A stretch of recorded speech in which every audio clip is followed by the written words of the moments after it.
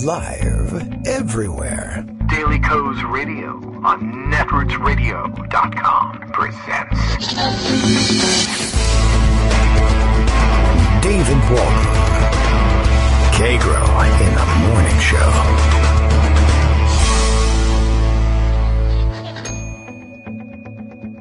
Now, here's David Waldman.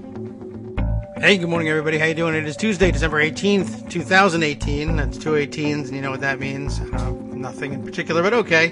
Time for us to roll out yet another show, and I guess some more court happenings today. I see Donald Trump is tweeting good luck to Michael Flynn on his way to court, so I guess some sentencing action here today, likely to disappoint almost everybody, more than likely, to be honest. But we'll try and catch up on what's going on that front. Daily Co's Radio being live now, as I am helpfully informed by Bill, all the way from Portland, Maine. Kagro X, that's me, David Waldman, handing out a 50-pound fruitcake. Where can I find that?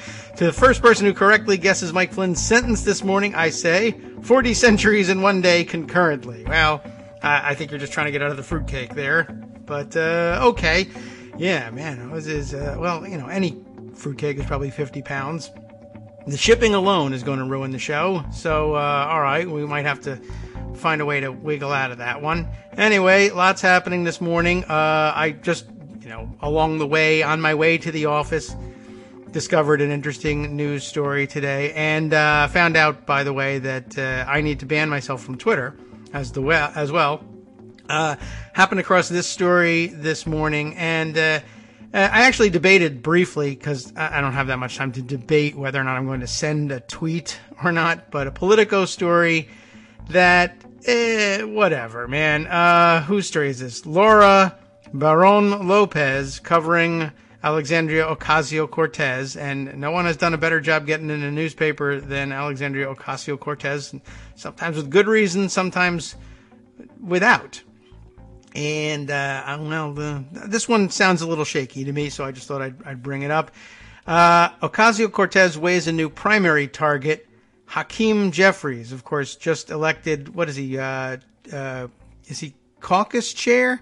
Is that the position he took? Jeffries, the newly elected number 5 Democrat in the House. That used to be the number 4 Democrat spot, but now we added one on top of it, Speaker of the House. Has drawn criticism from the left since the party's leadership elections.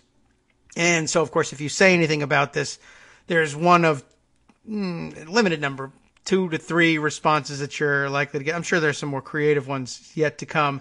But if you don't think it's a particularly good idea at this moment to say, all right, before he has started the job, of caucus leader, before she has started the job of serving as a member of the House and figuring out what it's like to work with Democratic majorities on the business of legislating and running the caucus.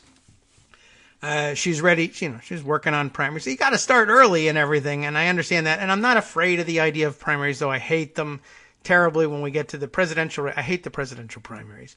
And look, that's what she's going to do. That's what she's here for. She's a different kind of person, a different kind of Democrat. I can understand that.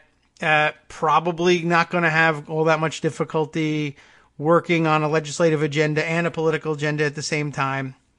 But I would like to have seen maybe a day on the job from both of them before we got to publicly plotting to undermine the other.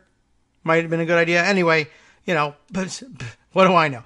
Representative-elect Alexandria Ocasio-Cortez is eyeing a new member of the House Democratic leadership as a 2020 primary target. It's Hakeem Jeffries. As you know, he's also from New York. Ocasio-Cortez, who ousted House Democratic Caucus Chairman Joe Crowley earlier this year in a shocking primary victory, put colleagues on notice for future primaries just days after the November election, and that was her brand, so, okay, telling a live stream audience that she and an allied group, Justice Democrats, would keep working together to boost anti-incumbent challengers, though she didn't name names. But a person who has discussed the project with Ocasio-Cortez and her team said the Congresswoman-elect has recruited an African-American woman to challenge Jeffries, who was just elected to replace Crowley as caucus chairman, the number 5 House Democratic leadership position. I would have thought I guess my initial reaction for this was, what does she have against caucus chairs? Was one thought. And another is, well, I mean, I don't know. I guess I thought she would maybe take a step up. Now that you've been elected to Congress, your platform is that much bigger. You've got a much broader audience, more leverage, more power. You know, maybe not particularly more power within the House, but, you know, your profile is boosted. I guess I would have looked to punch up just a little bit more. I mean, it's still a punch up for her to take on the House Democratic Caucus chair as a freshman, not freshman, new member, a first-term member of the House. It's still kind of a punch up. But, I mean, you know, she's famous for taking those swings. And I don't know. I mean, I don't have any real reason for her to have targeted any of the 1 through 4. What are we talking about here? Speaker, Majority Leader, Whip, and who's the fourth? I don't even know what our ranking is anymore. Beyond the 3, there's no real formality to the ranking. Anyway, well, maybe off the top of my head, I can't remember. So maybe you do. Maybe you can remind me. I just thought maybe step up the ladder a little bit more, or say now that the speaker, you could just try this one. I mean, this would also be audacious, and I would say also, maybe keep it quiet for a little while, but you could be saying, well, now that the speaker has agreed to limit her tenure to another 2 terms at most, although that's not necessarily what the agreement is, you could start talking about, well, who should be the next speaker, and start thinking about lining up behind that person. And, you know, that'd be audacious, but I mean, they're both fair game. Maybe smarter game? I don't know. Maybe I'm wrong. I mean, it was pointed out to me immediately, well, more men, now my comment was, more men telling Alexandria Ocasio-Cortez, using her Twitter handle, how to political. Worked well so far. And I agree. It is more men telling her how to political, I guess. I mean, it's not really the strongest advice in the world. Wait a day.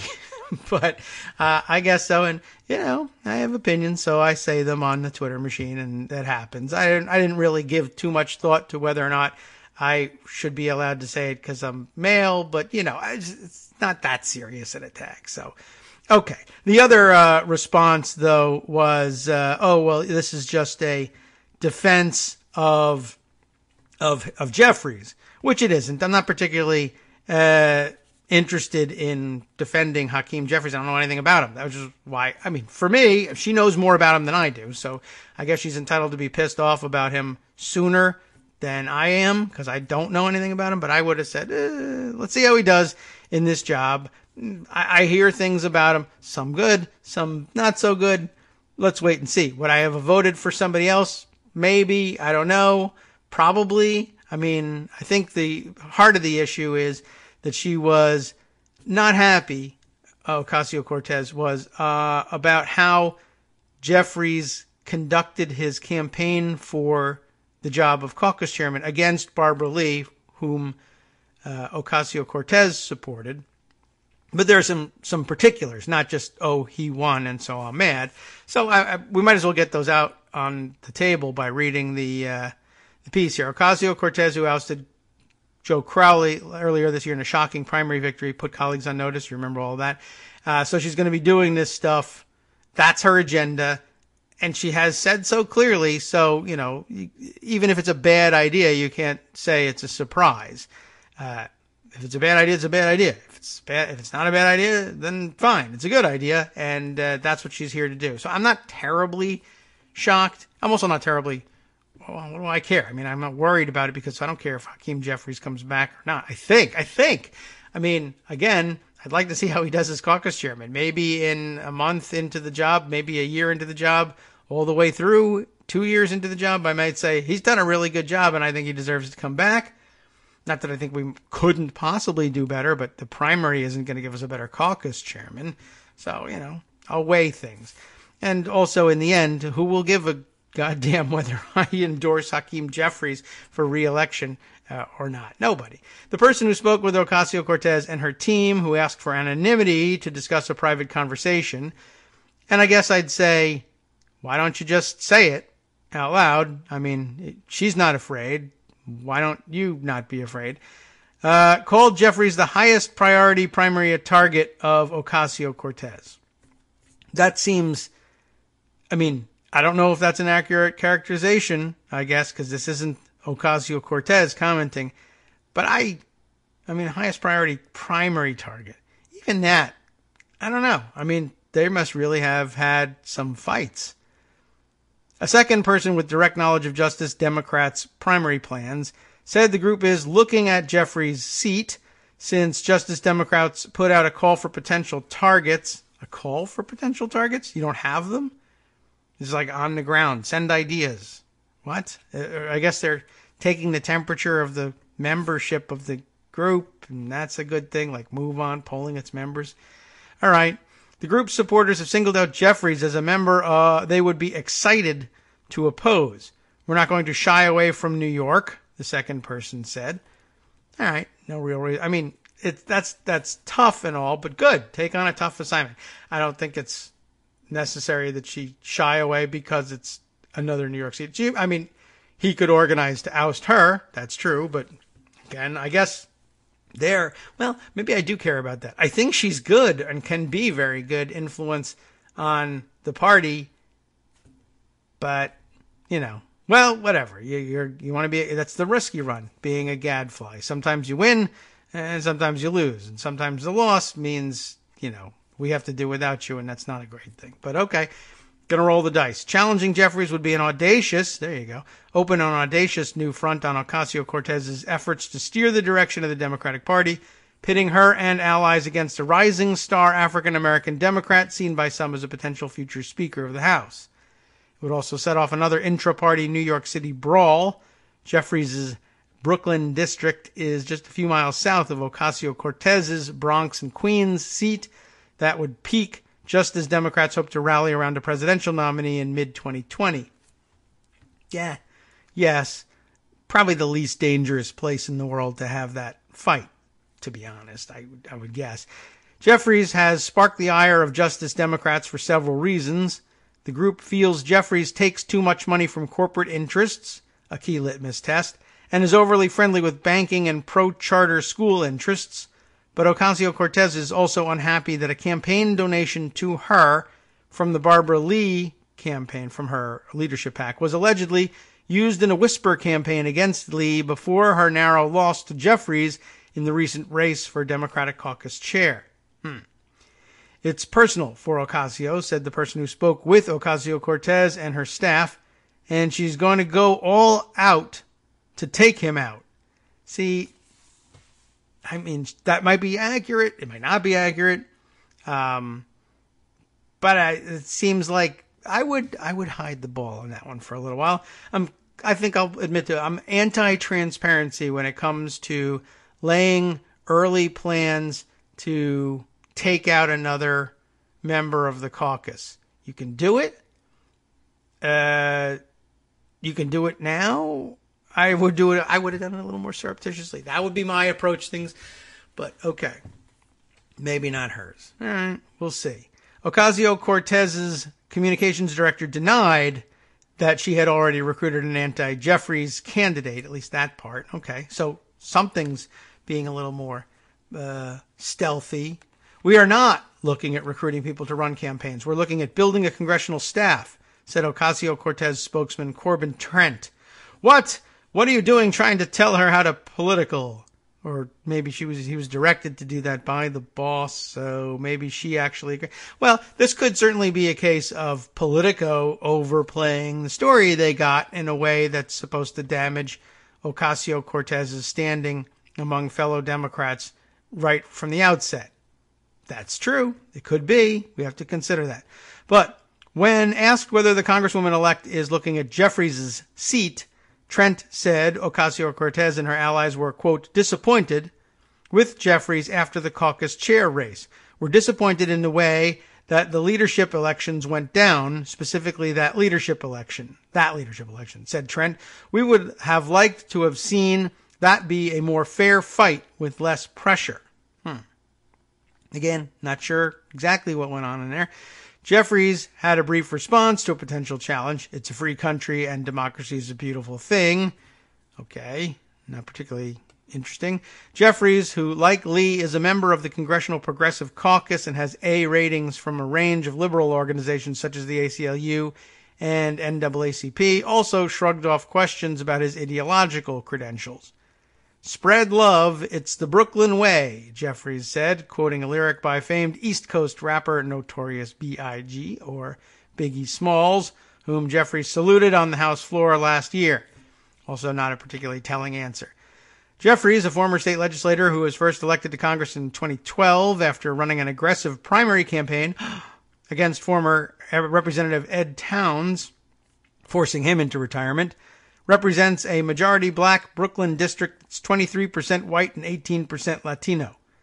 Voters there went against Ocasio-Cortez's preferred candidates for governor and attorney general in 2018 primaries, Cynthia Nixon and Zephyr Teachout, instead backing Governor Andrew Cuomo and Attorney General-elect Letitia James. Jeffries' allies said he'll be well prepared to defend his seat. The former corporate lawyer for CBS and Viacom has more than $1 million on hand after the 2018 cycle, according to Open Secrets. There is no one, allegedly, who knows their district better than Hakeem Jeffries, said Representative Gregory Meeks, also of New York. Hakeem is and will continue to work the district. To be working? I don't know how. Hakeem is and always will. Whatever. Hakeem is and will continue to work the district, and he will continue to win by large margins, so ultimately whoever primaries him will be wasting their time and money. We'll see. Ocasio-Cortez and Justice Democrats are trying to organize better and earlier in primary target districts over the next 2 years. This is early. Hoping to replicate the playbook Ocasio-Cortez used to beat Crowley. But Crowley's district is different than the one Jeffries represents in a few ways. Ocasio-Cortez defeated Crowley during a low turnout primary by securing a majority of young voters in fast-changing neighborhoods. After her June primary win, Ocasio-Cortez put her new political muscle behind anti-incumbent candidates in several states. But while Representative-elect Ayanna Pressley in Massachusetts succeeded, challengers in Florida and Missouri were crushed by Representatives Stephanie Murphy and Lacey Clay. New York City, where two other Democratic primary challengers held incumbents under 60% of the vote as Ocasio-Cortez won in 2018, could be particularly ripe ground for Ocasio-Cortez's activism in 2020. But just as Democrats-backed primary challengers could sprout elsewhere around the country, too. Representative Henry Cuellar of Texas, a Blue Dog Democrat who in the past has won endorsements from the conservative Club for Growth and U.S. Chamber of Commerce, is also on Justice Democrats' early target list, according to the person with knowledge of the group's plans. Justice Democrats said that in 2020 it hopes to challenge more Democrats who, like Crowley, it considers too closely aligned with special interests, and it says don't demographically reflect districts that are minority white. And I don't know how Jeffries' record is, but, I'm sure they've had an eye on it. Whatever. I don't know whether it could be that being caucus chairman changes his record for the worse. That's entirely possible, particularly if there's any inkling of his being an actual progressive. Being a member of the Progressive Caucus doesn't mean a great deal in terms of measuring your actual progressiveness. It's sort of an open thing, and you don't get kicked out for not being progressive enough, I guess. But that said, he probably met all the tests. And being in leadership might actually make his record worse. It's entirely possible. Which is why I would wait for more justification. But, I'm a more cautious person. We're going to double down on primary challenges and look at some of these white male corporate Democrats similar to Joe Crowley, said Alexandra Rojas, executive director of Justice Democrats. But clearly it's not exclusively that, because Hakeem Jeffries is not white, but okay. Many of these places are majority or plurality people of color districts that don't demographically or policy-wise reflect the diverse working class communities they often serve. Representative Scott Peters of California, a leader of the so-called moderate, New Democrat Coalition, which has been a target of criticism for progressives, voiced frustrations with Ocasio-Cortez's push to primary Democrats. This majority was made by New Dems and Blue Dogs, Peters said, referring to a second Democratic caucus considered more centrist than the New Democrats. It was not made by turning seats from blue to blue. It was made by those people who turned seats from red to blue. If we want to keep the majority, those are the people we should be listening to. We should not be listening to people who don't represent the mainstream voter who's given the Democrats the majority, Peters added. And I will add, I am almost never inclined to give the benefit of the doubt in a statement like that, or any statement really, to representatives of the New Democrat Coalition or the Blue Dogs, and I don't give this one any credence either. As much as I entered into the reading of the article to make a mild criticism of what was going on, or alleged to be going on here with the primary, I absolutely don't, I don't know whether I don't agree, but I absolutely don't care that what Scott Peters or the New Democrats or the Blue Dogs have to say on this or almost any other matter. It's true that you had to take red seats with blue candidates in order to regain the majority, but that doesn't follow from that the blue occupants of those seats are moderate middle of the roaders necessarily either, or that they're going to back away from a very progressive agenda, and I would like to make sure that they don't. And Scott Peters' job is to make sure that they do, and we disagree, and in bigger, larger, and more important ways than I would, at this point anyway, declare myself in disagreement with Alexandria Ocasio-Cortez on that or any other point. So there's I guess a dose of the same medicine for everybody involved in that particular story, except I guess the only guy I'm withholding fire on is Hakeem Jeffries at this point, but that's only because I'm not sure what I'm doing with Hakeem Jeffries.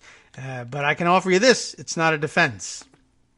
So I guess we don't have to be too upset about that one. Anyway, I knew at the outset that saying anything about Alexandria Ocasio-Cortez, anything, love her, hate her, still making up my mind about her, will draw fire. So I guess we shouldn't be too worried about that, just so long as I haven't been ordered off of Twitter now. So, let's see. Yes, all this outrage based on a single anonymous source. That's the comment of, well, I have to answer that one. P. Cassidy, that's true. Multiple sources, but yes, they are anonymous. That's true. I might as well just answer it right here on the air. Anonymous. Oh, well. Anyhow, I guess we'll move on from there and check in on the other topics of the day. Let's get Pocket up and running over here and make sure that our Twitter account is still open and flowing so we can watch what's going on. All right, so here's what's going on in court today, as well as the latest readings of the report sent to the Senate yesterday. We got a little bit about that one, and there's more developments on that front. I guess a closer reading, maybe we'll start with that report, a closer reading in the PM news cycle of what's in the report appears in yesterday's Washington Post. Russian disinformation teams targeted Robert Mueller. Well, in their headline, Robert S. Mueller III, says report prepared for Senate, which I think came along with an important tweet that I didn't put aside, but I now recall somebody saying, what this means, of course, is that somehow, it must have been NYC Southpaw, I think, now that I think about it, somehow months into the Trump administration, post-inauguration, somehow, for some strange reason, the Russian political agenda in the United States and the Trump administration's political agenda in the United States continued to mesh near perfectly. As Mueller was attacked by Trump, also attacked by Russia. As attacked by Russia, also attacked by Trump.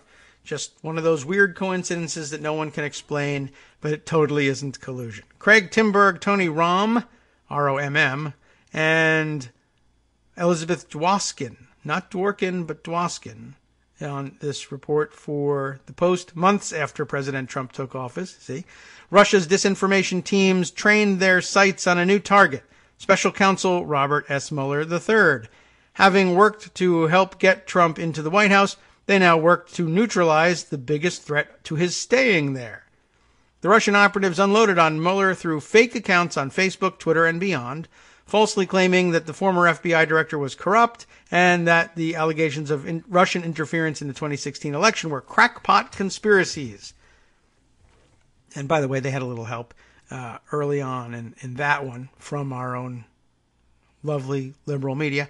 One post on Instagram, which emerged as an especially potent weapon in the Russian social media arsenal, claimed that Mueller had worked in the past with, quote, radical Islamic groups, unquote. And that was probably super convincing. What is it about Instagram that makes it such a popular... I really would have thought, like, I have no interest in Instagram, but again, I'm always limited by someone tells me, oh, it's a platform for sharing pictures. Oh, well, I don't take a lot of pictures, so that's not for me.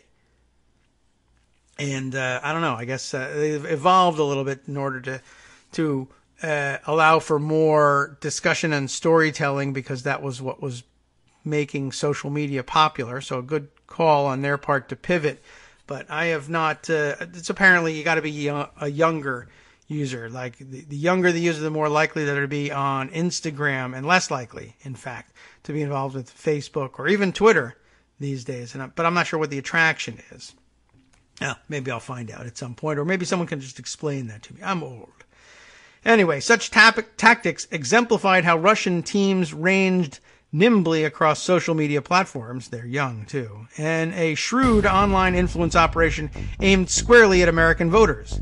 The effort started earlier than commonly understood and lasted longer, while relying on the strengths of different sites to manipulate distinct slices of the electorate, according to a pair of comprehensive new reports prepared for the Senate Intelligence Committee and released on Monday to great fanfare. One of the reports, written by Oxford University's Computational Propaganda Project and network analysis firm Graphica, became public yesterday, or Monday, when the Washington Post obtained it and wrote on it Sunday. Hi, everybody. It's me, David. Let's change things up from the old fundraising pitch for just a minute and talk instead about how you can be a part of our show. If you've got a smartphone or any other electronic recording device, why not sit down and record a segment for us? Read us an important article and give us your take. Read one of your own original essays, or even just give us your commentary on something you'd like to share that's important to you. Then send the file to me at kagrox@gmail.com, and I'll try and work it into the show. Short segments, a few minutes in length, are easiest to fit in. And of course, I can't always guarantee that I'll be able to play everything, but if you've ever shouted at your radio or TV about something you wish was being covered, here's your chance to change that. Make the show your own. Send your submissions to me at kagrox@gmail.com.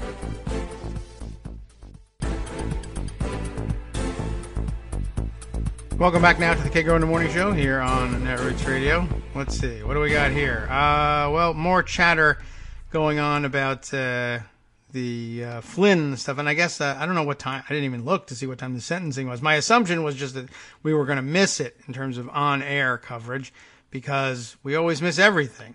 And when it comes to courtroom drama, usually takes place after the show is off the air, but we'll see if we can catch up on those things. Where I left off, trying to cram it in before the break, for some reason, the reports that we discussed yesterday that went to the Senate Intelligence Committee, we had the first one written by Oxford University's Computational Propaganda Project and Graphica. That one was, I guess, published about on Sunday when the Post got a hold of that one. The others became public, or were published on Monday. We, of course, read about them both on Monday. The other report being from social media research firm New Knowledge, Columbia University, and Canfield Research. Together, the reports describe the Russian campaign with sweep and detail not before available. The researchers analyzed more than 10 million posts, although it's still only a drop in the bucket, but okay, and messages on every social media platform to understand how the Russians used American technology to build a sprawling online disinformation machine, with each piece playing a designated role while supporting the others with links and other connections. The reports also underscore the difficulty of defeating Russian disinformation, as operatives moved easily from platform to platform, making the process of detecting and deleting misleading posts impossible for any company to manage on its own.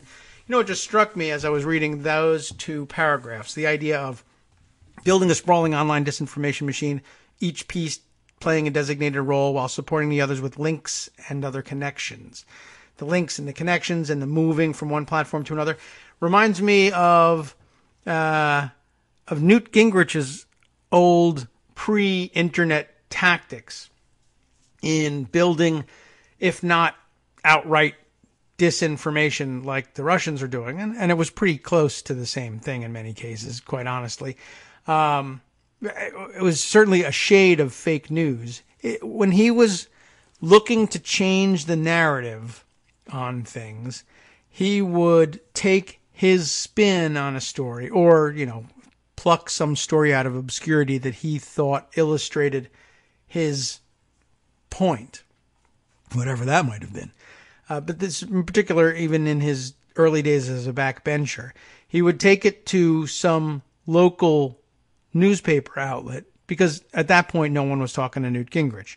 Take it to a local newspaper outlet, whether in his district or if it was a story that he thought was illustrative of some point, he might speak to the local newspaper or where it happened, and he'd give his spin on the story and try and get it written up that way.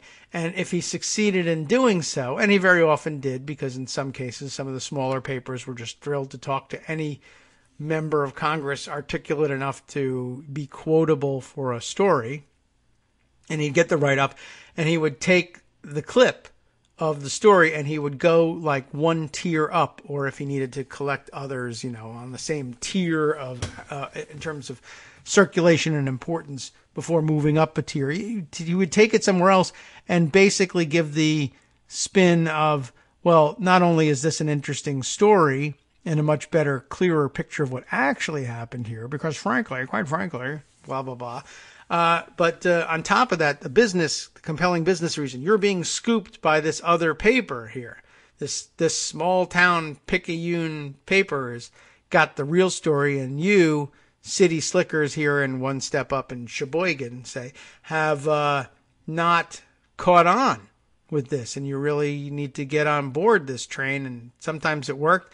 And if he got an even more important newspaper to run the same story, he could take that clip and the previous clip and go one step further, one notch higher on the hierarchy, and do the same thing until he got it, in print in the major national daily papers of record, and then it became a national story, or at least his spin became the national narrative on things. And in similar ways, Russian disinformation is just invented, sometimes pulled from out of a hat, whatever, or based on some kernel of truth and thereafter misrepresented, depends on being tweeted and retweeted in volume in order to get picked up. And then it gets picked up because it's a thing people are talking about on Twitter. Now it's a trending topic.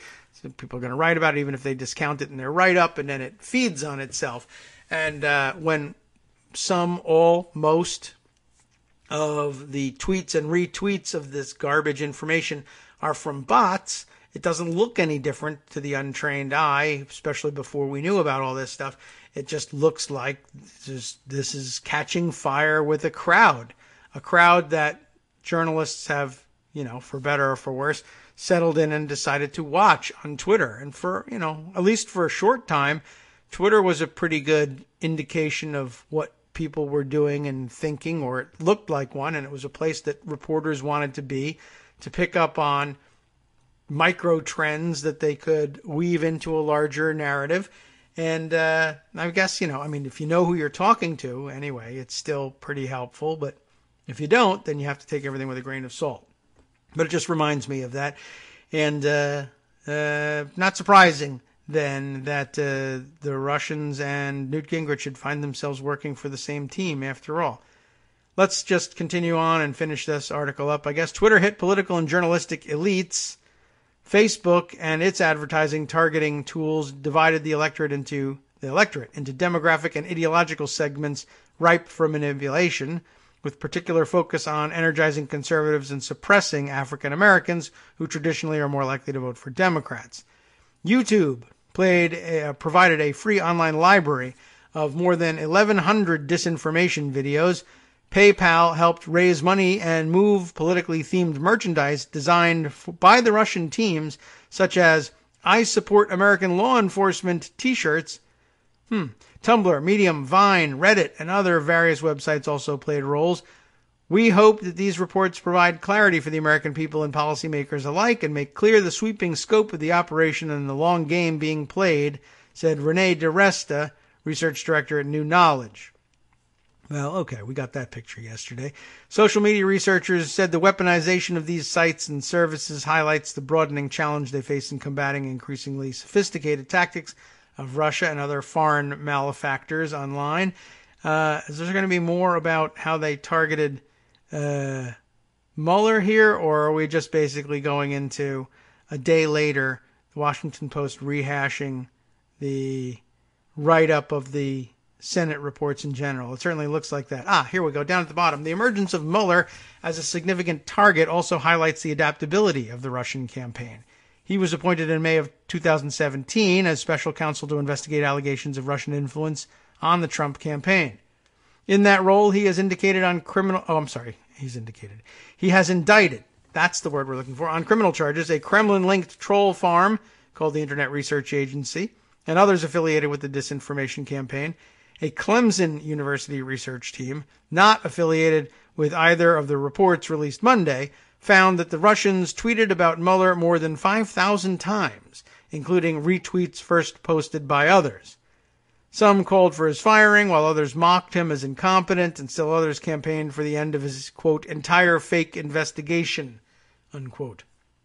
The report by New Knowledge highlighted the focus on Mueller and fired FBI Director James Comey, who was falsely portrayed as, quote, a dirty cop. Boring, but okay. And also, well, all right. The Russian operatives often spread jokes to undermine the investigations into their disinformation campaign, the researchers found. One showed Democrat Hillary Clinton saying, quote, everyone I don't like is a Russian hacker, unquote. Another showed a woman in a car talking to a police officer with the caption, it's not my fault, officer, the Russians hacked my speedometer. I can understand that. At one point, shortly after the 2016 election, the Russian operatives also began to make fun of Facebook chief executive Mark Zuckerberg for saying that social media didn't have an impact on Trump's victory, a claim for which he later apologized. It's interesting that they would choose that one. On Capitol Hill, top Democrats said Monday that the revelations in the pair of Senate reports underscored the need to study social media and consider fresh regulation in order to stop Russia and other foreign actors from manipulating American democracy in future elections. I think all the platforms remain keenly vulnerable, true, and I don't have the confidence yet companies have invested the resources and people power necessary to deal with the scope of the problem, said Representative Adam Schiff of California, the incoming chairman of the House Intelligence Committee. I have to agree, generally speaking. In particular, Schiff described the Instagram revelations as surprising, contradicting the data and testimony Facebook previously provided to the committee. If Facebook was unaware of it, it's one problem. If they were unaware of it and didn't share that information, that's a completely different problem. What else have we got here? Right at the end, Richard Burr, does he have any constructive comments? Republican of North Carolina, chair of the committee on the Senate side, asked researchers to analyze the tech company's data and said the findings show how aggressively Russia sought to divide Americans by race, religion, and ideology. Every other Republican lawmaker on the Intelligence Committee declined to comment or didn't respond. Facebook execs barely discussed the role of Instagram when they testified before Congress late last year about Russian meddling.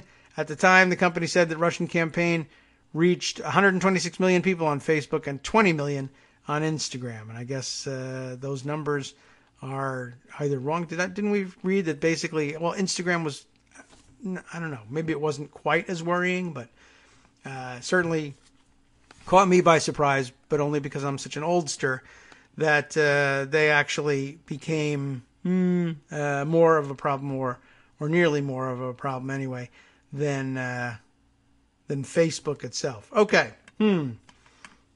Let's see. Checking in on any commentary here that we ought to add to here. Let's see. Well, we have, first of all, let's see, Kate Sherrill alerting us to something here. There are 4 space launches scheduled today. Is that right? if Flynn's sentence doesn't involve putting him on one of them and abandoning him in space, I won't be satisfied. Well, I find that unlikely, but it might be fun to think about. Oh, let's see. Empty Wheel is watching. That's probably what I ought to be doing to check in on what's happening over on the courtroom front. She'll have an eye on that. Maybe I should probably just have like one column open for her commentary. I just saw something go by and I didn't catch up to it yet. But and let's see who she's watching. She's, as a reminder, Zoe Tillman is one of the best journalists to follow for live coverage from D.C. area courthouses. So that skips the problem. I don't have to watch Empty Wheel. I can watch Zoe Tillman, who tweets, "Hello on this brisk Tuesday morning from the federal courthouse in D.C., where former National Security Advisor Michael Flynn is due for sentencing at 11 a.m. I'm right. See, they wait until my show is over to do sentencing. He's asking for no prison time. That's going to disappoint Kate. The special counsel's office says they're okay with that. Will the judge agree? The door is open for the judge to disagree, as a matter of fact. And I did see some people talking about a particular line or two in the sentencing documents, noting that, just for the record, I guess, that the judge will be entitled to consider whether or not Flynn has lived up to the terms of his deal in the interim since it was announced. And that's an open question. Mighty OCD, because he's OCD, tells us this first space launch was already scrapped today. So that I don't know whether that was the one they wanted to put Flynn on or not, but they have to wait until at least 11 a.m. until after he gets sentenced to decide whether or not they're going to put him on any spacecraft. Okay. Man, there is a lot. Let's see. Let's turn around and head back to Pocket, although it might be a wise idea to scan for other items from the Twitter list that interested us this morning. All right. Well, I think more of the important stories are still in Pocket here, so we'll head back there. It's a long Tuesday morning, everybody. Okay. Let's see. Can we reload this so we get some more of the graphics up there? There we go. As for what's next in Mueller world, there was some interesting speculation I saw and grabbed this morning from the Daily Beast from Aaron Banco, who writes, Mueller ready to pounce on Trump world concessions to Moscow. I guess it's all guesses because the Mueller investigation has been pretty good at keeping a lid on leaks, but looked like a fairly sensible guess about where things were going next. New court filings by Mueller's office could answer a central question of the Russia investigation. What did the Kremlin hope to get from its political machinations? And on the one hand, this is a story which most of us will say, well, they wanted to get the sanctions lifted. And you'd be right, and that's what the story is going to tell us. And so you say, who cares why you're reading us this story? On the other hand, it's also good to stay grounded and keep one eye on where the rest of the world is if they haven't run ahead of the game like we have. We've been right a lot, but only having been led there really by reports we read in the mainstream media, to be honest about where the information comes from. But this is the way these wheels turn, I guess. For more than a year, Special Counsel Robert Mueller's office has questioned witnesses broadly about their interactions with well-connected Russians. But three sources familiar with Mueller's probe told the Daily Beast that his team is now zeroing in on Trump world figures who may have attempted to shape the administration's foreign policy by offering to ease U.S. sanctions on Russia. So let's get some specifics. The special counsel's office is preparing court filings that are expected to detail Trump associates' conversations about sanctions relief and spell out how those offers and counterproposals were characterized to top figures on the campaign and in the administration, those same sources said. The new details would not only bookend a multi-year investigation by federal prosecutors into whether and how Trump associates seriously considered requests by Moscow to ease the financial measures. The new court filings could also answer a central question of the so-called Russia investigation. What specific policy changes, if any, did the Kremlin hope to get in return from its political machinations? Not that it need to come in the form of specific policy changes necessarily, although perhaps that makes a difference in terms of prosecuting criminal cases based on it. But I hope that's not the only way that they can see a case like that through, because there's a lot of benefit, I can imagine, to Russia that comes just from keeping U.S. foreign policy, domestic policy, any policy in flux, in chaos, and undermining the relationships between the United States and its allies, and undermining its position everywhere around the world, distracting it from any number of things, and causing its electorate to question the validity of its own political system is of enormous benefit. And I don't know if they're going to be able to prosecute anybody on that. Mueller's interest in sanctions arose, at least in part, out of his team's investigation into former National Security Advisor Michael Flynn, notorious spy.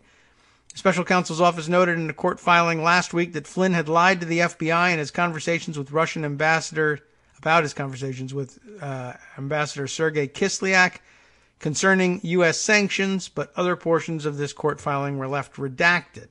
So we still have to guess about what's, I guess, under there.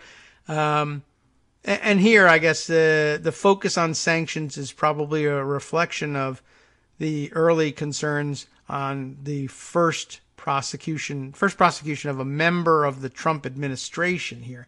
I guess they probably said we ought to nail this one down and say that there was concrete policy change involved, and sanctions presents the clearest opportunity to do that. Although I am curious to know whether or not the door remains open for pressing Flynn further, or whether they've questioned him on this and gotten everything they think they can get out of him and intend to press on somebody else, like maybe Jared Kushner, on the question of,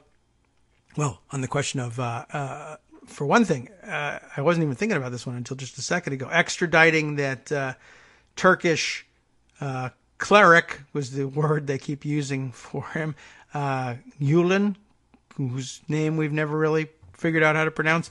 But he's back in the news too. And two, especially when it comes to Jared Kushner, the question of our dealings with the Saudish, with particular regard to their weird plan to buy nuclear reactors and nuclear reactor fuel breeding services inside the United States that gives rise to some serious concerns about nuclear weapons proliferation in the Middle East. I find that weird and troubling and underrepresented in the discussion of what Flynn is being sentenced for at this point. And I don't know whether they're planning to drop that or come back to it or just use it against someone else. But that's pretty serious. And, in the old days, you could get electrocuted for that one. Anyway, Mueller's team is looking closely at evidence, some of it provided by witnesses, from the transition period. Two individuals with knowledge of the probe said sanctions conversations that happened after November are more serious, said Angela Stent, a former national intelligence officer for Russia under President George W. Bush. That is to say, an intelligence officer for George W. Bush with regard to Russia. That came out kind of weird. At that point, Flynn, for example, would have already known he was going to be a part of the administration, and those conversations would have included plans for what might happen next. And Flynn wasn't the only figure talking sanctions during that transition period. Three sources with knowledge of the probe said several individuals in Trump's inner circle were developing their own plans to put pressure on other parts of the government to roll back the sanctions, which have cost the Russian economy more than $100 billion, according to Kremlin estimates. It's still unclear. I like that. They cost the Russian economy that. Yeah. The rest of the Russian economy was totally getting that money.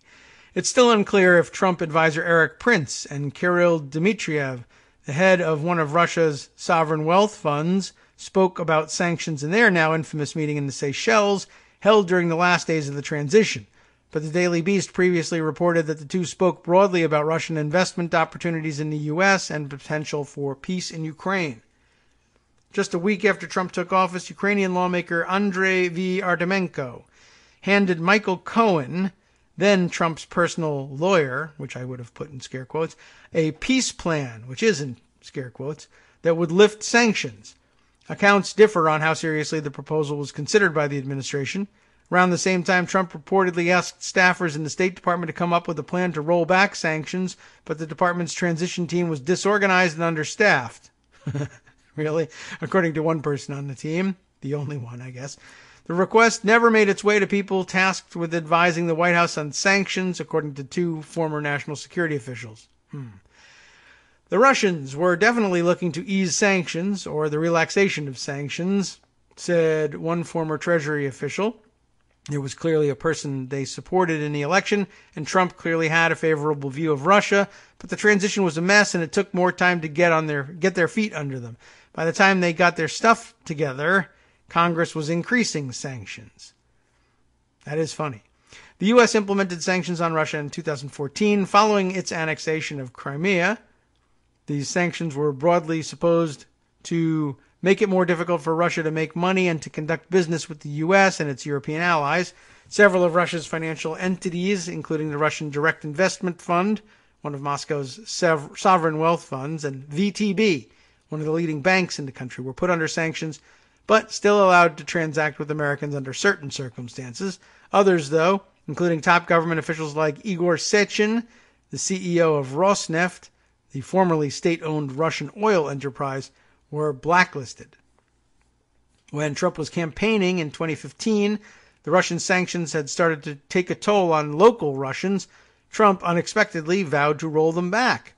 I don't think you'd need the sanctions, the future president said in response to a question from the Russian provocateur Maria Butina, who pleaded guilty earlier this month to conspiracy to violate restrictions on foreign agents. Meanwhile, Putin was in the midst of implementing measures to insulate the economy from total collapse, compliance lawyers told the Daily Beast. With the careful maneuvering of business deals, Russia continued to conduct business with the U.S. and its European allies, two former Obama officials involved in the drafting of the sanctions said. But compliance lawyers said investors in U.S. businesses were wary of the legal risks of doing business with Moscow. The lifting of sanctions, lawyers told the Daily Beast, would have allowed for Russia to conduct business with American and European investors with more ease. It would have allowed international businesses and individuals to lend money to Russia as well as borrow, which the sanctions currently broadly restrict. The topic kept coming up during the campaign. There was the June 2016 meeting in Trump Tower with Natalia Veselnitskaya, for example. But since Trump took office, the Treasury Department has increased the number of sanctions on Russia. No one's been tougher. In April of 2017, for instance, the government blacklisted another set of Russian oligarchs and government officials, many of whom have close connections to Putin. Congress is currently considering a number of pieces of legislation that would further punish Moscow for its interference in the 2016 elections. Brief reminder, when Congress dissolves sine die in, probably January 3rd, same day that they'll reconvene in the new Congress, all of that legislation will disappear and have to be refiled. And in all likelihood, much of it will be, although we'll starting seeing them narrow down which ones they'll zero in on and consider passing in the House and then block in the Senate or have the president veto. Okay. What have we here? Okay. I don't know that we're going to get to this one today, but definitely worth taking a look at. Warfare Class on Twitter. Employee of the Month. Congratulations. Very funny. I like that designation. Law schools are bad for democracy. How do you like that? The Chronicle. Is that the Houston Chronicle? They whitewash the grubby scramble for power. Oh, the Chronicle of Higher Education. Even better. Samuel Moyn. M-O-Y-N. Yale Law. I'm just curious. Oh, it's a subscription-based thing. So one, I can't read it, but two, that makes it quick to focus on. Let's grab the introductory paragraph and just see what we think about this. Yale Law School, where I teach, Samuel Moyn says, was roiled by the confirmation process of Brett Kavanaugh. The usual disagreements about the politics of the day that are healthy in any community were exacerbated by a sense that this was not just one more something. I don't know what, white male justice, Yale Law School grad sitting on the court. What? I wonder. Very interesting. But I can't read it. But it's a good thought. I like the idea. Do you subscribe to the Chronicle of Higher Education? If you do, don't violate their trust by sending me the text of that article in email, because that's unfair to the people who make their living that way. Okay. You get me? All right. Let's see. Back into the tank, as it were, in pocket. Might have to wait on Empty Wheel's thoughts about Mike Flynn for another day or two till we get the sentence out there and we can separate speculation from actuality.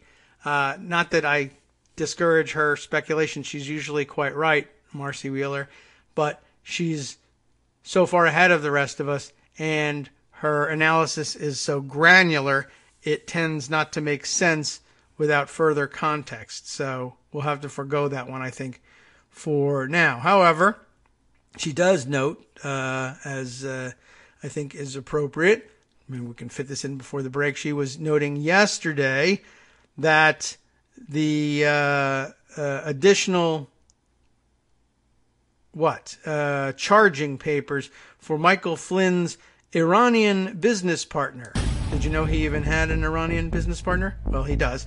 Bijan Kian, I'm not sure at all how that's pronounced. He's charged as acting as an agent of a foreign government and conspiring for attempting to get the Turkish cleric, again, Fethullah Gulen, I'm going to maybe check on that one more time, extradited from the U.S. Empty Wheel noting, interesting on the timing of this, given that the government, one, must have had this evidence for a year, and two, Trump was moving towards that extradition again in recent days. We'll be right back. Welcome back now to the Kagro in the Morning Show here on Netroots Radio. I am assured by a robot that the last name, the surname would be Gulen, or Guren, as actually what the pronunciation they gave to me was spelled out to be. But I'm sure I've messed up. I mean, the anglicized version of the first name, Fethullah, is, I think, about as good as you're going to get. But the rest of it, I don't know. Let me see. I'll show you what I'm depending on here. I just literally went to Google and said pronunciation of the name here, and I typed it in.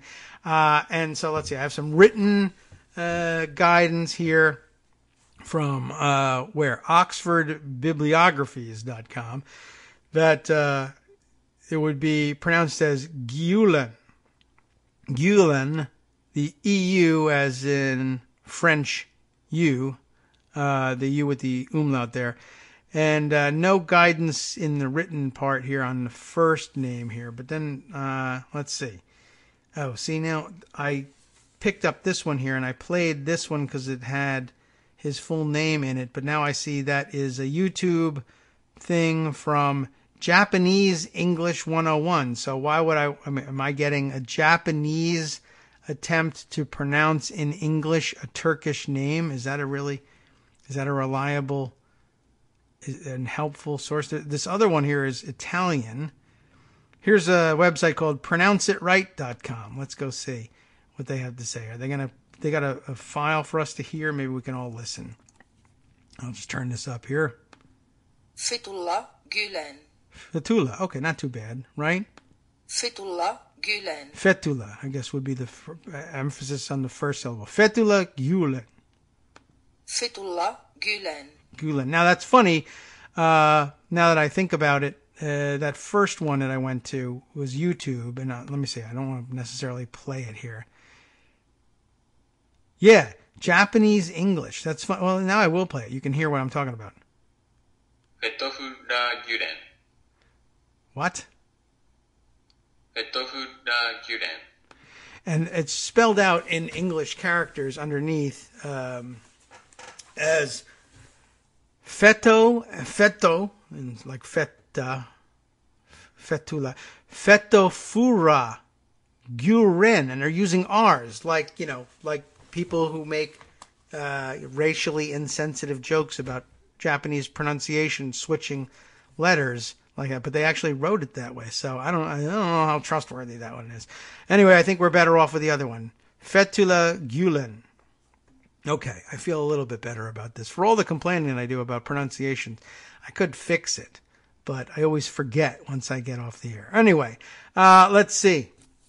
What have I here? Southpaw and Ken Delanian having a conversation earlier this morning that I grabbed for whatever reason about the Flynn sentencing. Southpaw saying DOJ's press release on the charges is available, and he notes it strikes me as seriously weird, even with Flynn's cooperation, to throw so many counts at the business partners of the former National Security Advisor and to leave him as an unindicted co-conspirator facing no jail time. That is pretty interesting. And Ken Delanian's comment to that being, this is an excellent point. A former Intel chief accepts $600,000, Flynn, to help a foreign power secretly lobby the U.S., and he doesn't take a charge for it. He must have had a lot to give. That's at the heart of a lot of the speculation about his sentencing today. That and people put it in the context of the Michael Cohen sentencing. Michael Cohen rolled pretty fully, it seems, although I still have my doubts about how much he's really giving up and how much he's really switched teams here. And it's always healthy to worry about such things with these guys. But he's apparently rolled over and flipped on Trump, giving us the first clear indication in a courtroom that Trump had committed serious felonies, and yet he's still getting recommended for 36 months and maybe more in jail. What must have been offered up by Mike Flynn in order to take a guy who went from National Security Advisor / spy to no charges, or not no charges, but no jail time?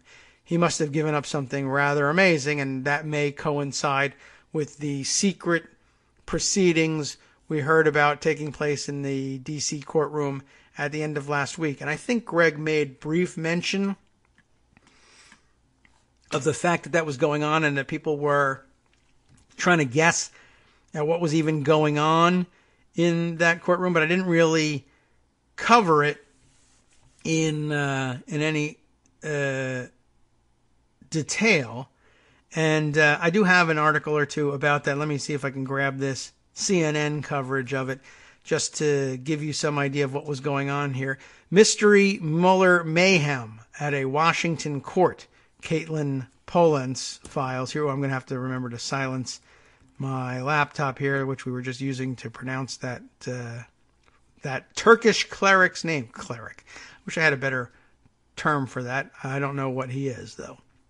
Caitlin Polence, though, for CNN on the mayhem on Friday. Fridays at the D.C. federal courthouse are typically days of high alert for the press corps, trying to discern what special counsel Robert Mueller's next legal action will be. But this Friday, meaning last Friday, court officials went to extreme measures to ensure it was as difficult as possible to figure out what Mueller's team was doing as the U.S. Court of Appeals for the District of Columbia circuit held a secret and mysterious argument about a grand jury subpoena challenge. An entire floor of the courthouse was closed to the public and press for more than an hour. During that time, attorneys secretly entered the courthouse to argue before 3 federal appellate judges over a grand jury subpoena. The mystery of the subpoena appeal appears to date back to early September, when CNN witnessed several lawyers from Mueller's office entering a courtroom to argue against an unknown defense team before a trial-level judge who oversees federal grand jury-related cases. Clearly, a challenge related to Mueller's grand jury investigation was underway. Shortly after, that judge, Chief Judge Beryl Howell of the D.C. Circuit Court, ruled on a case related to a grand jury subpoena, and the losing party attempted to appeal the ruling. The appellate court batted the case back down to Howell, who held a second sealed hearing on October 5th. Though CNN was locked out of the courtroom while the arguments took place, the hearing featured the same team from Mueller's office as before, which included top criminal law appellate lawyer Michael Dreeben. Mueller's office declined to comment on the hearings. And that same day, Mueller's team clashed in a sealed courtroom with an unknown opponent. Howell issued another ruling on the same grand jury subpoena challenge she had decided before, sending the losing party back to the appellate court to ask for reconsideration. Whew. I'd love to read these things when it's all done. Politico, a few days later, overheard an attorney at the appellate court discussing sealed Mueller court filings, and the mysterious grand jury challenge got its argument date set before a three-judge panel at the D.C. Circuit Court of Appeals. I can't believe anybody would blab in the hallway there after all that work. Argument day arrived Friday. Typically, D.C. Circuit Court arguments run smoothly, one after another, until 3 cases have been argued publicly, starting at 9:30 a.m., in a large, portrait-lined courtroom on the 5th floor of the federal courthouse on Constitution Avenue. How appropriate. But after Circuit Judges David Tatel, is that how he says his last name? Thomas Griffith, or Griffith, in case we want to throw some controversy in there. I feel bad about all these people with easy-to-pronounce names. Don't get as much attention. And Stephen Will.I.am. That's who it was, who coincidentally has written 2 books on Russian history, by the way, heard an immigration-related case Friday morning. After that, the courthouse security went into lockdown mode. Tatel, Griffith, and Williams took a brief recess, indicating they'd return to the courtroom shortly. Then, security officers cleared the appeals courtroom, allowing only about a dozen law clerks working for federal judges to stay behind, including at least one who assists Howell with her cases. Security guards also cleared the vestibule to the courtroom and checked the coat closet where attorneys coming to listen to arguments stashed their belongings. They locked the door leading to the attorney's lounge on that floor and shooed the more than 20 reporters prowling the hall away from the elevator bank and told them to vacate the nearby stairwells. At one point, even an elevator wouldn't open its doors on the 5th floor. The entire level of the building on which the appeals court is housed was locked down. For more than an hour, the press waited, staking out stairwells and exits. The gaggle of law clerks dispersed about an hour after the arguments started, and then silence. No recognizable attorneys were spotted coming in or out of the courtroom or even the building. No sign that it was Mueller's office. No sign of defense counsel. The courthouse security had ushered their lawyers in and out of the building for their secret hearing completely undercover.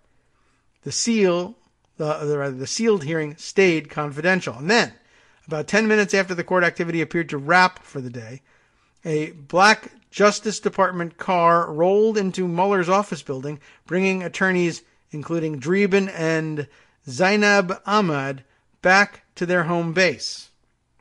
So they were at least able to figure out they were out of the office for some reason, and that Dreeben is the guy they were watching the first time around with this case. So they figured he must have been there. There was another report, I think of a similar nature, from Politico, and I don't know whether they uncovered anything else in their report, but it was a big topic of conversation on Friday, the fact that they were going to such great lengths to keep everything secret. And I guess it worked. So I guess in that sense, we'll say well done to them, even though we don't know whether they accomplished anything on that front. Okay, let's see. Another item or two. Here we go. We can change directions a little bit and think about some other stories to catch up on. This one, I think, is of some interest in, for a lot of reasons, not the least of which is it's all about Saudi Arabia and brings up an interesting point. One well worth considering, especially. It came to mind when I was talking about Flynn and his involvement in that weird plot to bring nuclear power to Saudi Arabia. This is what came to mind for me. A story in The Atlantic from Samuel Oakford. Perhaps you saw this one. And let's see. Oh, just to catch up with things from the courtroom side of things. We got Kate Sherrill telling us or sending us the tweet from Stephanie Mensimer. Who's Stephanie Mensimer? Let's take a look. She's a reporter for somebody, I guess, sporting a blue check mark and watching what's happening on the courtroom steps there. Staff writer at Mother Jones. Okay, thanks. So Stephanie says, here's a picture she sends along. The pro-Trump Michael Flynn sympathy rally so far has garnered 2 guys. And there are their pictures. And I don't know who the third, there's a third guy in the picture. Looks like it might be maybe a police officer or maybe a reporter checking out what are you two dummies doing here. Also there, a dog named Trigger. It's a German Shepherd type dog. I thought it might be a bomb sniffing dog. But it's just somebody else has, I guess they're cosplaying as a law enforcement official and bringing their German Shepherd. Okay. Well, let's see. Stephanie reports here, even Stuart Rhodes, head of the Oath Keepers, who was trying to organize the rally, isn't showing up to support Flynn. That's pretty funny. Okay. Well, let's keep that one open. I'll share that one for you, and you can take a look at the picture. The one guy is what is that? Marine dress uniform pants and a like Captain America costume top. Another dude is there in a leather vest, but brown leather, not black leather vest, and chaps, popularly known as assless chaps, although I think all chaps are assless. That's the point of them. Although I don't really know what the point of them actually is, but that's the way they're built. But it's always funny to say ass for any reason, and assless is even funnier. And then one guy dressed in, dad jeans and a black leather jacket and a baseball hat. I don't know what he's doing there. But it says 2 guys and there's 3, so I'll submit that for your consideration anyway later on when we put together our daily roundup. Okay. What was I going to do? Oh, yes, Washington. Oh, yes, the Atlantic article from Samuel Oakford regarding the Saudish and what kind of business partners they are. Washington sends the Saudis a long overdue bill. I'm not sure who's to blame for this, but the upshot of this is that in the course of prosecuting its war in Yemen, the Saudish have come to depend a great deal on the United States, and this is a source of much controversy and something that a lot of us would, in the interest of just your basic general humanity and justice, would like to put an end to. There's no constituency in the United States for a war in Yemen, but we're spending an awful lot of money helping the Saudish, who also have a dwindling constituency, prosecute this war. And the weird part is we apparently have been doing this for free for a long time. The Pentagon's $331 million invoice to the kingdom and the UAE, by the way, was another blow after a difficult week, according to the subheader on Samuel Oakford's piece. Things are not going well for Saudi Arabia and Washington. On Thursday, the Senate voted unanimously to blame Crown Prince Mohammed bin Salman for the murder of the Saudi journalist Jamal Khashoggi, and 56 members, a clear majority, cast votes to end U.S. support for the Saudi-led war effort in Yemen. That is, I don't remember exactly what happened, but that sounds like coded language for a measure got filibustered on Yemen, but 56 members voted to end the debate. Is that what happened, or did they just go right to the... I actually don't know offhand. It was symbolic and interesting. It's not my major topic, the war in Yemen, and if it was, I guess I would know. I would have followed more closely and figured out exactly what happened. But as it is, I was skeptical of the possibility of anything really changing based on the vote, but I was taking some interest in it. The rebuke was followed shortly afterward, though, by a revelation about the Defense Department's refueling of that bombing campaign in Yemen.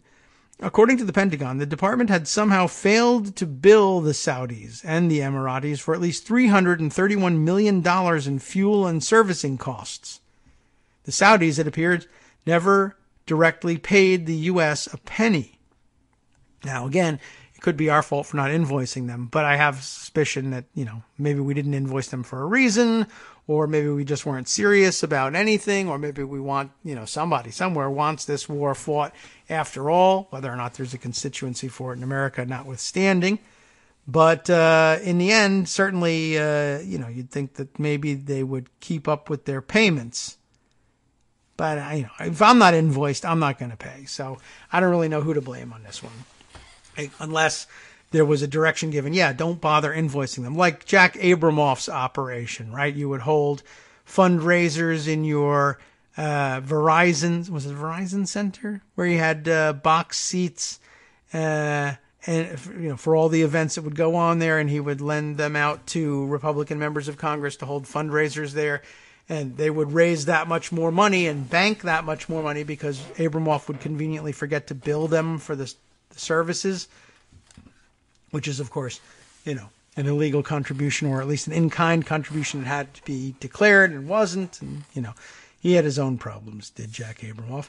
So the Pentagon's admission relayed to the Senate about the Yemen situation came a week after the Atlantic revealed errors in accounting, enclosed in scare quotes there, errors in accounting in how the U.S. had tracked and billed the Saudi-led coalition for refueling costs, a service that was among the most visible and controversial elements of support as civilian casualties grew. By the way, I wouldn't even have imagined that in-air refueling. Are we doing that? Or are we just talking about refueling on the ground? What refueling? I mean, how much refueling does it take for whatever planes they're sending to go from Saudi Arabia to Yemen? They border one another, yes? I mean, maybe I imagine what's happening here. It's clearly happening, right? There's got to be a reason for it. Planes are flying from some other part of Saudi Arabia, and the border region is perhaps not heavily fortified, at least with aircraft. I mean, but wouldn't you move some down there? I guess not if you're Saudi Arabia. First of all, why would you move them if they're not billing you for it, right? Free fuel. What's the point of spending all of our money redeploying aircraft to closer to the Yemen border to save on fuel that we're not paying for? Maybe you'll see that happen now that they've been billed. But imagine all that. What a terrific doom cocktail going on there in the Middle East for the Trump administration. Fantastic. They're bombing Yemen, and nobody in the United States wants us to. But they're Arabs and Muslims, and so good, hooray, because we're anti all of that stuff. And in addition, they're burning millions and millions of dollars worth of fossil fuels, so that's fantastic too. Let's continue all this, Boy, I got no idea why that's happening. I don't know what the military logistics of it are, but not good, I would say. All right, so, but I bring this up in the context of Trump constantly mewling about NATO allies not paying their fair share. We're giving away free aircraft, free jet fuel to bombers running this ridiculous war for the Saudis. And I mean, gee whiz, why bill the Saudis anything, right? It's not like they don't have cash or anything. Okay. The Pentagon's admission relayed to the Senate came a week after the Atlantic revealed these errors in accounting. Washington's support began for this war in March of 2015 under President Barack Obama, which no one can figure out, without explicit congressional authorization, which no one can figure out, and continued under the Trump administration, which everyone understands, amid growing outrage in Congress over Saudi conduct. That changed last month when the Pentagon said it had ended aerial refueling at Riyadh's request. The Pentagon's acknowledgement puts a number to at least part of the expansive, it says, assistance that the U.S. provided to the Saudi-led coalition in Yemen over the last few years. For years, the Pentagon proved slow or altogether unable to accurately inform Congress of the extent of refueling for the Saudi-led campaign, or to fix any issues in its tabulation of assistance. Top military officials also said that the results of American refueling weren't being monitored. U.S. Central Command Chief General Joseph Votel, told senators that the U.S. military did not track Saudi or Emirati jets after they were refueled to see if they carried out strikes that harmed civilians. Of course they did. That's why we were refueling them. I don't know whether we would have benefited greatly from tracking that. The answer is yes, they did. And that's why we refueled them. It now turns out that there was a lot else they weren't tracking. It is no coincidence that the Pentagon's admission came from pressure in the Senate, where legislators have agitated to punish the Saudi regime over Khashoggi's killing. The sustained pressure signals that the Saudis may not continue to enjoy the level of support from Washington that they have received in years past. In parallel, the Pentagon may also expect further congressional oversight. This is good news for U.S. taxpayers and John McCain, and underscores the need for strong oversight of the Department of Defense. And John McCain would have been pleased with that, I think. This, though, Senator Jack Reed of Rhode Island, ranking member of the Senate Armed Services Committee, the Pentagon is taking action to reduce accounting errors of this nature. That's nice. And Congress must continue to be vigilant and fulfill its oversight mission. The Pentagon said that the $331 million shortfall was split between $36.8 million in fuel and $294.3 million in U.S. flight hours. So I guess we are refueling them in flight. It's unclear how much the Saudis and Emiratis owe individually.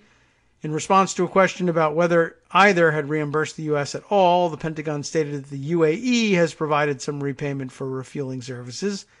The Pentagon later confirmed that the Saudis have not made any payments, a stunning revelation given the amount of attention the campaign has received. The Saudi embassy did not respond to a request for comment. The Emirati ambassador, Youssef Otaiba, remember that guy, told the New York Times on Friday the UAE will cover its bills. Lannister always pays his debts. Part of the confusion stemmed from the fact that for the first year of the campaign, the Saudis didn't have a servicing arrangement known as an acquisition and cross-servicing agreement in place with Washington. Instead, it was funneled fuel, at least according to Pentagon ledgers, via a pre-existing servicing agreement that Washington had with the UAE. As of the most recent defense spending bill, such third-party transfers are now prohibited. In May of 2016, a provisional agreement between the U.S. and the Saudis was put in place, but it was never formalized. Department of Defense is in the process of seeking reimbursement from KSA, Kingdom of Saudi Arabia, and UAE through their respective acquisition and cross-servicing agreements. There's an acronym, ACSA. I wonder if they say AXA or not. Anyway, that according to Pentagon spokesperson Commander Rebecca Rebarich in a statement. Our partners have been individually notified about our intent to seek reimbursement and have been given estimates as to how much they owe. So, well then, duh, why don't we have that number? We just read a minute ago that nobody knows how much each one of them owes. Where was that? It's unclear how much the Saudis and Emiratis owe individually. And yet, the Pentagon spokesperson says that they've been individually noted about our intent to seek reimbursement and been given estimates as to how much they owe. Okay, what are those estimates? They must have said, I'm not telling you. All right. Maybe they don't have to. I don't know. The Pentagon confirmed to The Atlantic on Friday that there was still no official AXA, we'll say, in place with the Saudis, only the provisional one that has remained in use since 2016. The Pentagon said this month that the agreement remained incomplete and therefore led to no congressional notification because Riyadh had failed to fulfill, quote, all of its internal procedures necessary for an agreement to enter into force, unquote. Well, gee whiz, what's the likelihood that they're going to complete it if it means they'll get billed? Even as pressure built on Capitol Hill against U.S. support for the Yemen war, members of Congress struggled to get basic details about the refueling. As late as last year, several congressional offices had been told informally that refueling had ceased. This has not been the case. How to interpret a Trumpster comment, once again. Another example. In March, Democratic senators made 3 important requests, formalized in a letter to Secretary of Defense Jim Mattis. The group, led by Senator Richard Blumenthal of Connecticut, so that'll lead to Trump complaints, and Senator Reid, asked for details of the servicing agreements with Saudi Arabia and the UAE and the statutorily required congressional notifications that are meant to accompany them. They also asked how Saudi Arabia was offered in-flight refueling assistance in the year before it ultimately signed a provisional AXA in May of 2016. More on this when we return. Hi, it's me, David Waldman, your host for Kagro in the Morning, with a brand new interruption, though it's still aimed at saying thank you to all of you who are supporters of the show. We've made a lot of progress. When we first started this campaign, fewer than 1 in 25 regular listeners were donating to help keep us on the air, and now that's down to about 1 in 15, but we've got a long way to go. Remember, it won't take much. Our average monthly donation is currently about $7, for which you're getting 2 hours of great news and entertainment 5 days a week. What's that, 70 cents an hour? That's a pretty good deal. But as a wage, well, I think Democrats would be against that. But if we all put our 70 cents together, or even half of us, that'd really be something. And my kids could go to college. Now, that's not all on you, but remember, patreon.com, Patreon.com, is there to make it easy. You can find us there by searching Kagro X, or David Waldman, or Kagro in the Morning, or even Daily Coast Radio in their search box, and you'll be right there where you need to be to make easy, recurring monthly contributions to support our show. Once again, thanks so much for your continuing support. All right, welcome back now to the Kagro in the Morning Show here on Netroots Radio in our closing segment here. Watching the discussion continue, by the way, on Alexandria Ocasio-Cortez and Hakeem Jeffries. I guess I should note along the way here, I should have noted it, right up at the top, but it was interesting to me that, sorry, interrupted by the news that President Trump has issued an order creating the new Space Command. So I'm sure that's not actually happening. And I don't know. Have we seen the order? I wonder about that. It's just not that super important, but okay. Bit of a laugh there. Anyway, I was thinking about Hakeem Jeffries having, according to the Politico story we read at the top of the show, having primaried himself and ousted Representative Ed Towns. And I guess there's a certain... nor ordinarily I would take a certain interest in the fact that somebody who primaried out a incumbent Democrat would then very shortly thereafter face a primary challenge again by a Democrat, and somehow it seems altogether fitting and fair that would happen. And I mean, it's okay to conduct that, but it is also interesting. I don't know which side I think is dinged, if any, by this more. Is it the what goes around comes around side? Hakeem Jeffries, you're going to primary a Democrat. Well, now you've unleashed something, and you may find yourself facing a primary soon too. Is that good, bad? I don't know. Or does it register on on supporters of Alexandria Ocasio-Cortez's side of the equation, that, just a few years ago there, the representative was Ed. I guess the question is, how did Alexandria Ocasio-Cortez feel about Ed Towns? I would want to know before I make any call here. Would she have been I have no idea. I'm not even all that well versed in what Ed Towns was about, to be honest, and not all that well versed about what Alexandria Ocasio-Cortez is about, although I have a somewhat better idea about her than Ed Towns, due to her own ability to make that known, which is a good thing.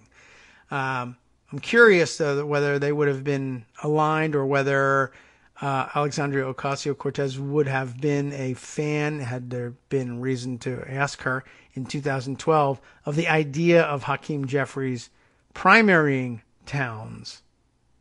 But, I don't know if we'll ever get an answer on that. It would be interesting if it turns out that Towns was either the kind of person that Ocasio-Cortez would have supported, and so therefore would always have been interested in taking some revenge on Hakeem Jeffries, or whether back in 2012, if she, and it's it's a large assumption. There's no particular reason to believe that she or any other politician should absolutely be held to the positions that they occupied in 2012. Now that everything is no longer normal and it's 2018 and the whole situation has changed. But it would be interesting to know whether she would have thought, oh, what a great thing, primarying the old guard Democrat Ed Towns with a new up-and-comer like Hakeem Jeffries, and then either saying, but that wasn't good enough, or just quickly becoming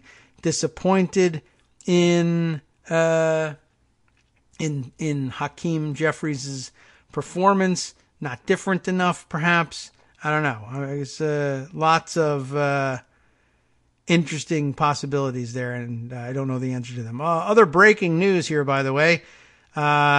The governor of Arizona appoints Martha McSally to John McCain's Senate seat, which was just recently vacated after the dirty job was done by John Kyle. So Martha McSally, who just lost to Kirsten Sinema, right? Am I pronouncing her name correctly too? Not even positive of her first name. It's Kirsten, right? I thought it was Kristen for the longest time. And then on further examination, saw that the Y came before the R. So there you have it. The two contestants for the Senate race, one of whom wasted all sorts of time and money trying to get elected to the Senate seat and didn't. The other of whom, I guess frankly, wasted all sorts of time and money trying to get elected to the seat, and she won.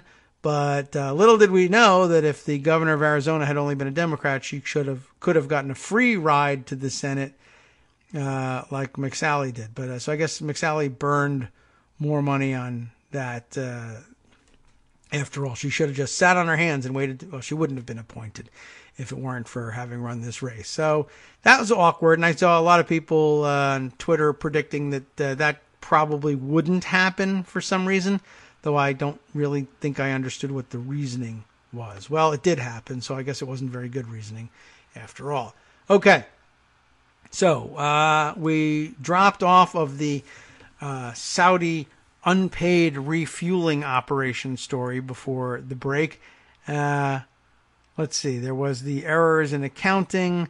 We learned about the senators demanding an accounting for it, and in April, the military told the senators that it was still calculating the costs. It said the same last week when The Atlantic reported that the errors in accounting had led to undercharging. 48 hours after the story was published, the Pentagon told The Atlantic that CENTCOM had finished recalculating the costs and was notifying the Saudis and Emiratis. That process was evidently complete by Thursday when the Pentagon informed senators of the $331 million debt. The fact that DOD is just now realizing that it had failed to properly build the Saudi-led coalition after all these years is quite troubling, said Seth Binder, an advocacy officer at the Project on Middle East Democracy, which focuses on U.S. security assistance in the region. Congress must now, what do they even do there at the Project on Middle East Democracy? What a boring place to work. There's no democracy going on. But they have high hopes, so they keep busy. Congress must now continue to investigate how such an error could occur and force accountability upon the department, as well as fix the loophole that could have allowed this to occur. It is far from clear whether the Pentagon has fixed the issues that led to its failures in tracking and accounting. ACSAs are not widely tracked. Couldn't imagine that they would be. And their use to fuel the Yemen war made it more difficult for Congress to track American involvement. The Government Accountability Office is expected to release a report on their use this spring. Meanwhile, the outcry against Saudi Arabia and Washington appears to only be building up steam. The Senate's historic rebuke on Thursday of the Trump administration's Saudi policy, while mostly symbolic, showed that Congress appears, at the very least, more willing to scrutinize military cooperation with America's allies in the Gulf. That may surely mean more bad news for the Saudis. So, I don't know. Well worth keeping an eye on, I think, even though it's not the biggest story going by any means, but I think a lot of important and interesting implications. Also important and interesting, people who have better guesses or perhaps actual factual understanding of events on the ground have some explanation for why the Saudis need all this fueling, Sponson, chiming in with this one. All Saudi, I'll say Saudish, aircraft are kept far away from Yemen. And, well, I guess that's probably a good idea now that I think about it. Didn't we read a long time ago the story of the one of the factions in the Yemeni, how do we say this? Civil War had managed to put together some makeshift rockets and launch them as far as, where did they get to? The airport, whether that was in Riyadh or Jeddah, I'm not sure. I can't remember offhand, but remember that they did that. So I assume it's just a bad idea to keep expensive aircraft like that on the ground nearby Yemen, which you'll save on fuel costs, but what is savings to the Saudish, for one thing? And for another, we weren't billing them, so who cares? But that's got to be probably long run cheaper than running the risk of having them blown up on the ground by, dime store rockets or expensive ones that they get from Iran or whatever. I forget whether the one that hit the airport was garbage or professional. You remember that story, though? Anyway, Sponson was telling us here that Saudi aircraft kept far away from Yemen and fighter jets don't go very far on a single fueling.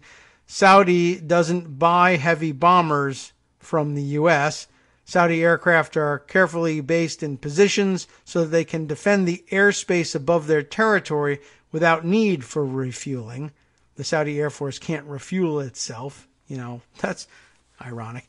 To go drop bombs outside the country, like in Yemen, they're reliant on U.S. refueling.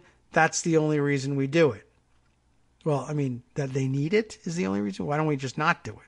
So we should be cutting off funding for refueling that's what, I guess we just didn't have the information, but that's why the Atlantic was trying so hard to develop it. It would have been I don't know what kind of difference it would have made in the outcome.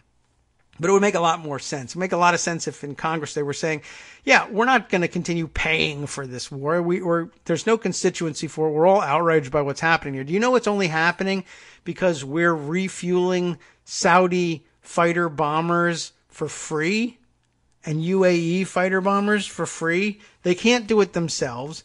We're not even charging them for it. We've got to make great deals. Then we wouldn't have an issue like this. And I guess I bet that, it's probably what the Atlantic was driving at. So I hope so. Anyway, good luck to them if that's what they're all about. Okay. Let's see. Where are we? Oh, yes. Kate Sherrill, sending on the Martha McSally news here. So I guess good on me for having caught that one, but thanks, Kate, for making sure that we did see it. Let's see. There's a couple of other interesting items here, and maybe a thing to do here with the closing minutes just prior to Flynn's sentencing. We'll at least take note of the publication the other day of what looks to be a very big piece, and I guess as part of a long series called All the Best People, right? All the best people that Trump is hiring, focusing on all the horrible people that he actually did hire, including his son, Donald Jr., as part of the series, the partners, Roger Stone and Paul Manafort here, and the general, that being Mike Flynn. And it looks like a major piece. It's long. It's got lots of pictures, etc., etc., focusing on what Flynn is all about. And if I remember correctly, the reason I put this piece aside was actually the tweet that accompanied it. Did I remember to keep it handy?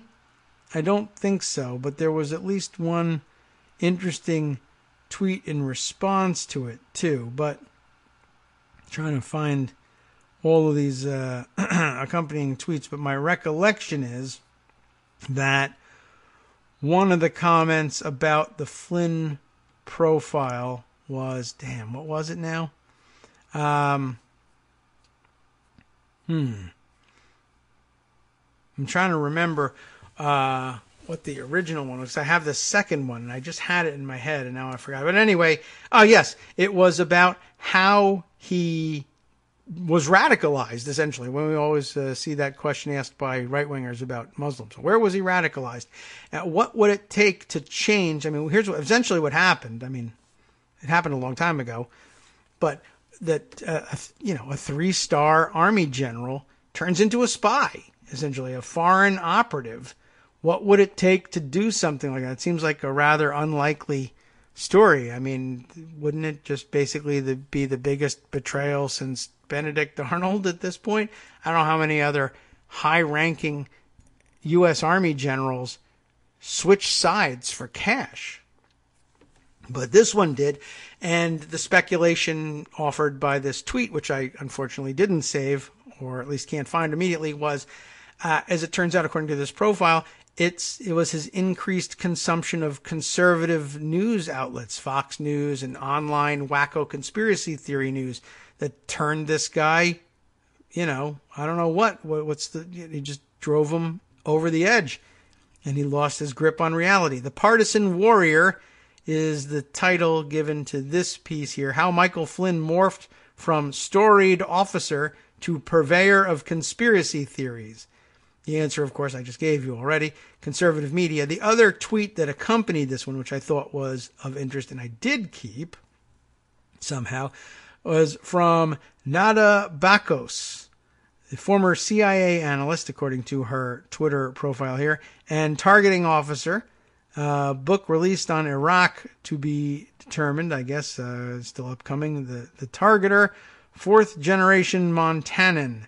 Interesting. I don't know if is it the title? Okay. Well, anyway, Nada Bakos making the important, I think, observation based solely on what I've read you so far, which is just the subheader of the piece, How Michael Flynn Morphed from Storied Officer to Purveyor of Conspiracy Theories. A couple of people said, yeah, about that storied officer thing. Nada puts out here, this profile ignores all the reporting on Flynn while he was in uniform and not well respected. Michael Flynn's transformation from storied officer to heated partisan. There was somebody else had tweeted, yeah, not so storied, really, when you think about it. And, of course, there it is. Storied? I think not, says John Cipher, another former CIA person. Former CIA clandestine service. And a check-marked fellow, along with Nada, both of them. So of some interest. And, of course, my pinned tweet that Mike Flynn is a spy, I trace back to his days as Defense Intelligence Agency director and just ignoring all counterintelligence measures and installing his own private internet connection in the office where there was supposed to be none. There's really not much else you can say about that other than, why are you so consciously working to violate all counterintelligence protocols, sir? So, good question.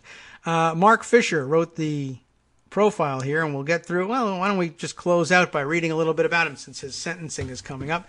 Seems like as apt a conclusion as any. What happened to Michael Flynn, asks Mark Fisher for the Washington Post, before he pleaded guilty to lying to the FBI, before he became a folk hero to many of President Trump's most loyal supporters, before he pivoted from accomplished military officer, maybe, to purveyor of shocking stories about the evils of Islam, something changed in the tough kid who rose to be a 3-star Army general. His friends and critics agree that after winning a reputation as a master intelligence officer on the battlefields of Iraq and Afghanistan, Flynn broke with lifelong patterns of behavior. Once discreet and apolitical, he morphed into a highly partisan alarm ringer. A man once trusted to cautiously analyze information began touting wild hearsay as fact. Flynn, 60, is expected to be sentenced in federal court Tuesday. That's right. After having given prosecutors 19 interviews as part of their investigation into the Trump campaign's relationship with Russia, whatever punishment the court imposes, the mystery of Flynn's transformation endures. More than 24 of Flynn's friends, superiors, and colleagues, including some who see him as a heroic truth-teller and others who wonder how he went off the rails, agreed in interviews that Flynn's public persona shifted dramatically. They remain at odds over why it happened. Did he gradually absorb a new conspiracy-minded worldview, in part inspired by his son Michael Jr.'s embrace of fringy ideas? I'd be surprised if he was just led around by his son. I thought he followed the dad. Did he discard lifelong habits because he'd been enraged to his core when President Barack Obama's administration in 2014 removed him as director of the Defense Intelligence Agency, his last and most senior military assignment? Or had Flynn, who retired as a lieutenant general, long harbored extreme views, successfully shielding his real opinions from those around him? Although the explanations vary, the pivot is undeniable. Flynn was, for many years, notably tough on Russia, saying that it and Iran were the most active and powerful members of the enemy alliance against the United States. But over the past 3 years, Flynn took a fee from the Russian government-supported TV outlet RT, sat next to President Vladimir Putin at an RT-sponsored dinner, and spoke with Russia's ambassador before Trump took office, and then lied about those conversations to the vice president and the FBI. Maybe to the vice president. I don't really know. For years, Flynn was a social media skeptic, writing that Facebook and Twitter must become more socially responsible, adding positive messaging campaigns about the betterment of humankind. Then, after the 2016 election, Flynn insisted that social media were the key to building a pro-Trump conservative army of digital soldiers, irregular warfare at its finest. He said he'd seen proof on social media that Trump had actually won the popular vote in addition to the Electoral College, which is false. Throughout his career, those who had close contact with Flynn agree with remarkable unanimity. He strictly adhered to the military's standard of avoiding expressing partisan views. He praised superiors publicly for not tolerating criticism of American politicians by officers. Pause for just a second before I get into this transitional section here. Back to the other part here about he said he'd seen proof on social media, which he didn't, of course, because it doesn't exist, that Trump had actually won the popular vote, which is false. And I, at that moment, had a flashback to the problem of Dick Cheney during the George W. Bush administration, among others, and the reporting, I thought, brilliant reporting by, it was Jane Meyer, right, on stovepiping, giving a name to the practice of top policymakers, as Dick Cheney purported to be, reaching down into the intelligence apparatus to pluck up raw, unfiltered, unanalyzed intelligence. And, as they called it, stovepiping it right up to the top. I don't want the layers of CIA, DIA, what have you, bureaucracy, imposing their opinion on this stuff before it reaches our desks, which is really what their job is. It's objectively speaking, that's what they're doing. And I can understand the objection to it making a certain amount of rhetorical sense. But it was explained well, I think, as a fairly dangerous approach to things. And it occurs to me that that's exactly what's happening here, except without the the same sort of intent, I guess. Cheney was going out of his way to make sure that he reached down and found raw intelligence and bypassed an entire apparatus designed to filter, analyze, and evaluate it. Twitter doesn't have any such thing, but it's essentially like an automatic stovepiping. But it amply demonstrates the dangers. And I don't think that the comparison has been adequately made, and maybe I won't make it adequately here either. But I guess because in the stovepiping situation, it's a bunch of people in suits using, if not normal channels within the intelligence community, then still all intelligence community assets. Whereas Flynn worked outside of it in this case and was grabbing raw intelligence from possibly 400-pound guys sitting on a bed somewhere. And no suits are involved, and so it's easier to dismiss as crazy and punishable by law. Whereas with Dick Cheney, you are at least grabbing information from CIA operatives, and so therefore it's all on, it's all good. It's all on the up and up. It's a bad practice, but not insane. But it is interesting that these guys legitimized nearly this stovepiping practice, and the danger of which is really ultimately the exact same danger that is posed by doing what Flynn did. You will get terrible data that has been vetted by no one and that could in fact be here's a real direct comparison. It could in fact be planted disinformation. In the CIA's case, it would involve fooling a CIA operative into believing planted counterintelligence and having them report it. But that happens all the time. That's why there's the vetting process. And sometimes the people who report it, I assume, reporting it from the field, these operatives on the ground, can tell that it's, disinformation and may or may not include that in their report. But trusting that there's a vetting process to work that stuff out. Whereas there isn't a vetting process like that on Twitter, and planting disinformation is, it's certainly much more likely to survive all the way to where it's going as disinformation. The only problem with it is you run the risk of not having it go anywhere, because who knows whether anybody of importance is listening on Twitter. But it's the same deal, essentially. The thing that we were hoping to prevent by not permitting stovepiping in the official setting is the same. It's the same ill that we were hoping to prevent by warning people not to believe everything they read on the internet.